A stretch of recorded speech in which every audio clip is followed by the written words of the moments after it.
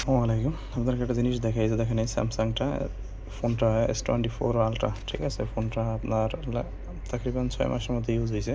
তো এখন দেখেন একটা ফোন 6 মাস ইউজ হইলে এই যে মোটামুটি আপনার হালকা পাতলা ময়লা আবর্জনা, এই যে দেখেন ডাস্ট, ঠিক আছে? ক্যামেরার আশপাশে এবং এই যে মেন ক্যামেরার এখানে কিন্তু একটা অলরেডি আপনার স্ক্র্যাচ আসছে, ঠিক আছে? এই যে দেখেন।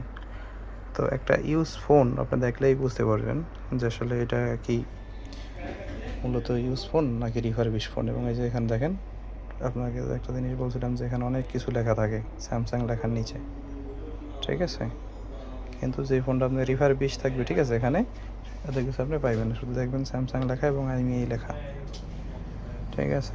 তো এইভাবে বুঝতে পারবেন যে আপনার ফোনটা কি আসলেই কি অথেন্টিক নাকি রিফারবিশ ফোন। রিফারবিশ ফোন হইলে আপনার মনে করেন যে একদম ক্লিন থাকবে, কিন্তু এই যে দেখেন একটা ইউজ ফোনে আপনার এই যে বডিতে আপনার বিভিন্ন ধরনের হালকা পাতলা আপনার ডাস্ট এবং টুকটাক আপনার স্ক্র্যাচ থাকবে, ঠিক আছে?